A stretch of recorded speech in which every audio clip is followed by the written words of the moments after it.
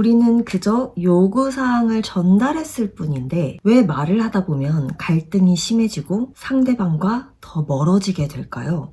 난 정말 상처 주고 싶지 않은데 왜 계속 상처를 주는 말을 하게 될까요? 그 이유는 우리가 서로의 감정이나 욕구를 제대로 이해하고 있지 않기 때문입니다. 그렇다면 어떻게 하면 더욱 성숙하고 지혜로운 방법으로 상대방과 의사소통할 수 있을까요? 저는 오늘 여러분과 마셜 로젠버그의 비폭력 대화에 나와 있는 성숙하게 대화하는 방법에 대해서 이야기를 해보려고 합니다. 이 책에 나와 있는 방법들을 통해서 제가 사람들과의 대화가 어떻게 더 편해지고 사람들이 저에게 마음을 열고 관계가 좋아졌는지에 대한 저의 경험을 공유하려고 합니다. 마셜 로젠버그가 개발한 이 커뮤니케이션 기술은 우리가 서로를 더 깊이 이해하고 갈등을 건설적으로 해결하는 데 큰 도움이 될 수 있습니다. 비폭력 대화의 핵심 4가지 구성 요소가 있습니다. 바로 관찰, 느낌, 욕구, 부탁. 이 4가지만 있으면 상처를 주지 않는 그런 대화를 하실 수 있게 됩니다. 첫 번째는 어떤 상황에서 실제로 일어나고 있는 일을 있는 그대로 관찰하는 것입니다. 이 단계에서는 객관적 사실만 전달하는 것이 포인트예요. 상대방의 행동을 관찰하거나 비평하거나 비판하지 않고 있는 그대로 보는 겁니다. 예를 들어서 너가 아까 나랑 대화할 때 내 말 잘라먹고 내 말 안 들었잖아 라고 이야기하는 대신에 너가 아까 나랑 대화할 때 정확하게 2번 말을 끊었어. 이렇게 객관적 사실을 전달하는 거죠. 그래서 여기서 포인트는 뭐냐면 상대방 행동에 대한 해석이나 추측, 그리고 우리가 잘 아는 평가 같은 것들을 피하는 겁니다. 자, 이것만 한다고 해서 상처를 주지 않는 게 아니에요. 2번째 요소도 굉장히 중요합니다. 바로 느낌인데요. 상대방의 어떤 행동을 보았을 때 내가 어떻게 느꼈는가를 정확하게 전달하는 겁니다. 자신의 감정적 반응을 상대에게 솔직하게 표현하는 게 생각보다 쉬운 일이 아니에요. 예를 들면 이런 겁니다. 아까 너가 내 말을 끊었을 때 나는 무시를 당하는 것 같은 기분이 들어서 화가 났어. 이렇게 감정을 전달하는 거죠. 객관적 사실에 근거해서 그 행동이 나에게 어떤 감정적 영향을 주었는지를 정확하게 이야기하는 겁니다. 이렇게 자신의 감정을 있는 그대로 솔직하게 표현할 줄 알게 되면 그 이야기를 들은 상대방이 자신의 이야기를 통해서 상대방에게 어떤 감정적 영향을 미쳤는지 정확하게 파악할 수 있게 되죠. 그 다음 단계가 있습니다. 바로 욕구입니다. 우리가 이런 감정을 느끼는 것에는 뒤에 숨겨져 있는 욕구가 있다는 것입니다. 그렇기 때문에 우리가 이런 감정을 느끼지 않기 위해 무엇을 원하는지 욕구, 필요를 정확하게 이야기해 줍니다. 왜냐하면 인간의 감정은 우리의 기본적인 어떠한 욕구가 충족되었거나 충족되지 않았을 때 느끼게 되는 것이거든요. 예를 들어서 나는 너랑 대화할 때 존중받고 싶어 라고 이야기를 하는 것은 내가 존중받고자 하는 기본적인 욕구, 필요를 전달하는 거예요. 4번째는 부탁입니다. 너의 이런 행위를 통해서 내가 이런 욕구가 충족되지 않았기 때문에 이런 불편한 감정을 느꼈어.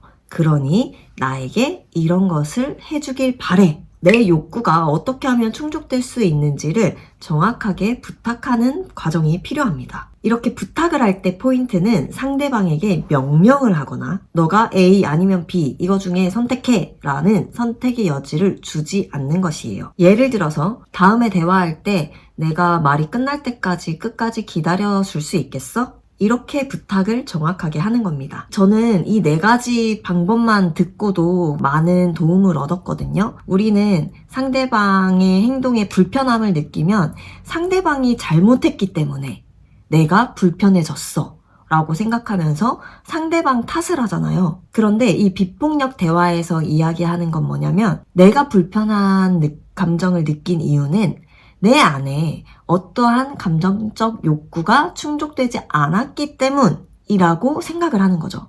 이게 굉장히 다른 겁니다.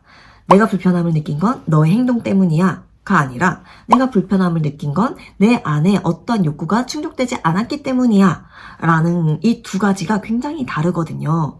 그래서 상대방에게 이야기할 때도 다르게 표현이 됩니다. 첫 번째 방법으로 표현하게 되면 남 탓을 하는 것처럼 느껴지게 되는 거죠. 너의 행동이 변해야 내 마음이 편해져. 왜냐면 너의 행동이 잘못됐기 때문이야 라고 이야기하는 것처럼 느껴지는 것이고요. 내 마음에 이런 감정적 욕구가 있으니 이걸 채워주기 위해 너가 앞으로 이렇게 해주지 않겠어? 라고 부탁하는 형식의 대화가 될 수 있겠죠. 조금 더 정확하게 여러분들이 이해할 수 있게 이 4가지 요소를 들어서 예시를 한번 말씀드릴게요. 나는 저번 주에 너가 3번이나 저녁 준비하는 걸 봤어. 그걸 보고 나니까 나도 뭔가 부족한 것 같아서 마음이 좋지가 않았어. 나는 우리가 집안일을 공평하게 나누어서 하는 걸 원해. 우리가 함께 일주일 동안의 집안일 계획을 세워볼 수 있을까? 그래서 어떻게 서로 도울 수 있는지 논의해보고 싶어. 이런 식으로 비폭력 대화의 기술을 사용해서 문제에 접근하면 각자의 감정과 욕구를 정확하게 표현하게 되고 상대방은 나의 필요를 정확하게 이해할 수 있게 되면서 서로가 감정이 상하지 않은 상태에서 실질적인 해결책을 모색할 수 있게 되는 그런 길이 열리게 되는 거죠. 그게 참 쉽나? 라는 생각이 들잖아요. 그쵸? 뭔가 상대방이 기분 나쁘게 하면 저도 1차적으로 쟤는 행동을 저렇게 해서 왜 나를 짜증나게 하지? 라는 생각이 바로바로 들거든요. 이 책에 나와 있는 우리가 비폭력 대화를 하는 것을 막는 우리의 생각의 습관이 어떤 게 있는지도 정리가 되어 있거든요. 간단하게 요약해서 말씀드릴게요.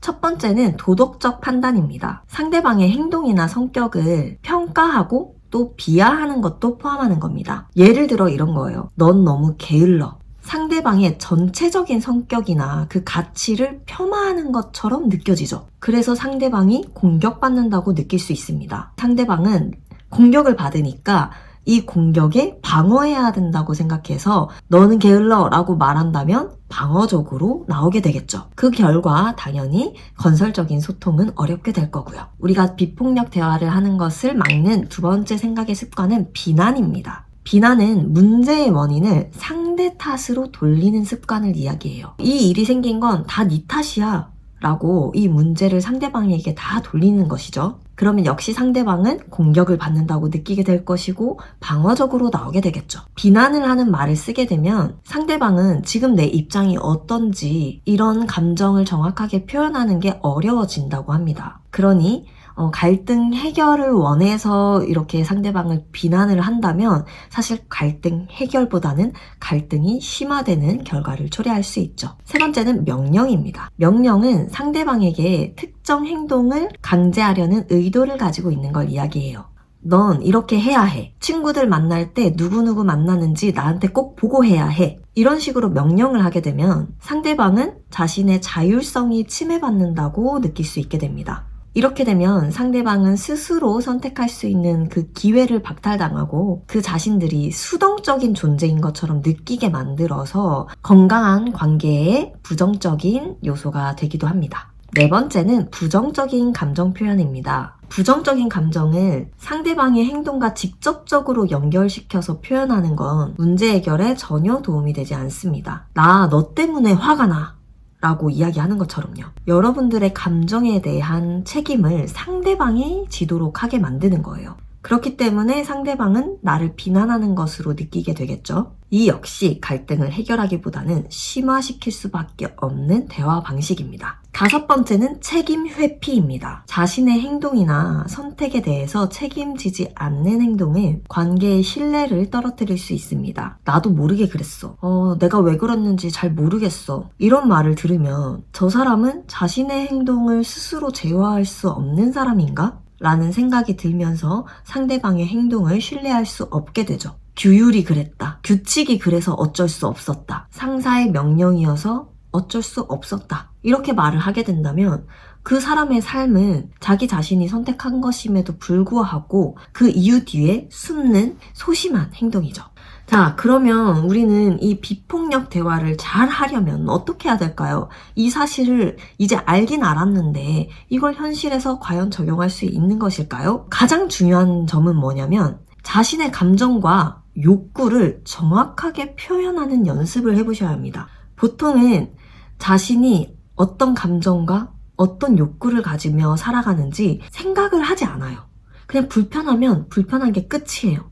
그래서 사고를 닫게 되죠. 사고를 닫으니까 우리는 불편한 이유를 나한테서 찾는 게 아니라 상대에게서 찾는 게 굉장히 편한 거예요. 지혜롭고 현명하고 지적이고 교양 있는 사람이 되긴 어렵습니다. 우리 이제부터 비폭력 대화를 통해서 교양이 있고 성숙한 언어로 사람들과 의사소통을 해보려고 하는 거잖아요. 매일매일 일기를 쓰면서 내 감정과 내 감정 뒤에 숨겨져 있는 욕구를 알아차려 보는 겁니다. 이렇게 하다 보면 상대방의 감정과 욕구도 금방금방 알아차릴 수 있는 그런 능력이 생기게 될 거예요.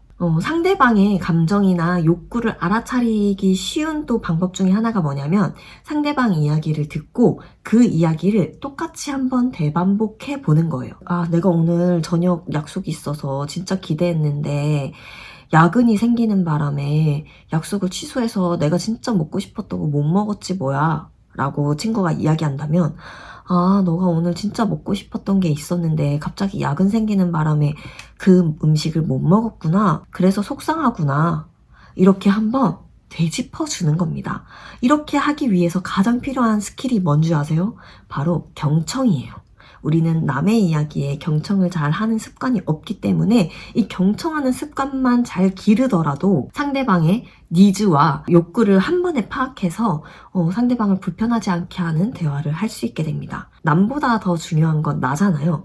그래서 저는 나에게 경청하는 연습을 먼저 해보시는 걸 추천드려요. 저는 나에게 경청하기 위해서 가장 많이 썼던 방법이 뭐냐면 바로 일기입니다. 일기를 통해서 진서야, 오늘 너의 감정은 뭐였니?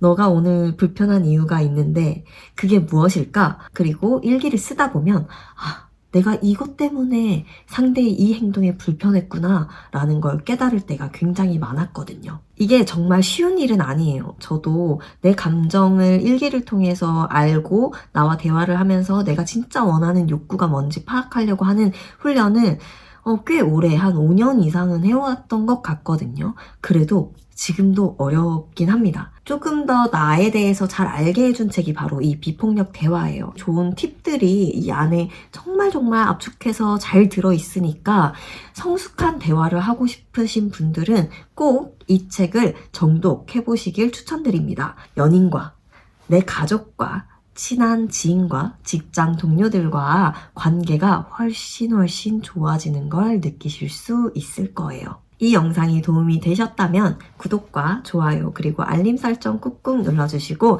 저는 다음에 또 다른 유익한 책 이야기로 찾아뵙도록 하겠습니다. 감사합니다. 안녕.